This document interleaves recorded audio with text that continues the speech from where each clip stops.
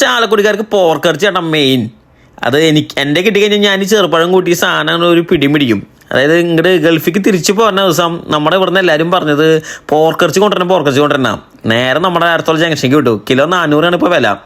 നല്ല നെയ്ത്തുണ്ടോ ഇറച്ചിയും രണ്ടും കൂടി മിക്സ് ചെയ്ത പീസാണ് വാങ്ങിച്ചു.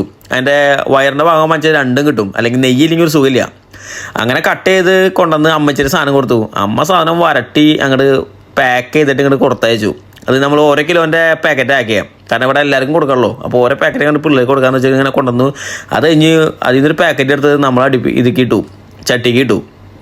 ചട്ടിക്ക് ഇട്ട് സാധനം അങ്ങോട്ട് ചൂടായി വന്നപ്പോൾ ഇന്ന് അങ്ങോട്ട് നെയ്യ് ഇറങ്ങാൻ തുടങ്ങി. മോനെ ഒരു എണ്ണയും പിന്നെ ഒഴിക്കണ്ട, അതിൻ്റെ ഉള്ളിൽ തന്നെ ഇഷ്ടം പോലെ നെയ്യുണ്ട്. വേറെ ഒരു എണ്ണ ഒഴിച്ചില്ലെങ്കിൽ കുഴപ്പമില്ല. ഇതിൽ ഓവർ മസാല ഒന്നും ഇട്ടത് അലമ്പാക്കേണ്ട ആവശ്യമൊന്നുമില്ല കേട്ടാ. അതിൽ തന്നെ ഉണ്ട് എൻ്റെ എല്ലാ സത്തുക്കളും. ആ സാധനം കണ്ട് വരട്ടി വെറുതെ ഇത്തിരി ആവശ്യമുള്ള മുളക് പൊടി മഞ്ഞപ്പൊടി ഇട്ടിട്ട് വരട്ടി എടുത്താൽ മതി, സാധനം സെറ്റായിരിക്കും. ഞാൻ ആദ്യം എന്ത് ചെയ്യുന്ന ചെറുപഴം എടുത്തിട്ട് അതിലേക്ക് ഒരു പീസ് വെച്ചിട്ട് തിന്നും. എനിക്കറിയില്ല, ഞാൻ പണ്ടേ തുടങ്ങി കഴിക്കുന്ന. പിന്നെ പഴംപൊരി ബീഫൊക്കെ കുറേ കേട്ടിട്ടുണ്ടെങ്കിലും ഞാൻ ചെറുപ്പം തൊട്ട് കഴിക്കുന്ന സംഭവം ഈ സംഭവം. എനിക്ക് ഭയങ്കര ഇഷ്ടം ഇങ്ങനെ കഴിക്കാൻ, വറുത്ത് തീർച്ചയായും. അത് കഴിഞ്ഞ് നമ്മുടെ ചോറിലേക്ക് ഇത്തിരി പോർക്കും ഇത്തിരി തൈരും ഇത്തിരി അച്ചാറും കൂട്ടി സാധനം പിടിച്ചു കഴിഞ്ഞാൽ സത്യം പറഞ്ഞ നാട്ടിൽ നിന്ന് ഇങ്ങോട്ട് പോകുന്ന വിഷമം അങ്ങോട്ട് മാറുന്നുള്ളതാണ്. അപ്പോൾ പോർക്കിൻ്റെ ഫാൻസ് ഉണ്ടെങ്കിൽ ഒന്ന് ഷെയർ ചെയ്തേക്ക്.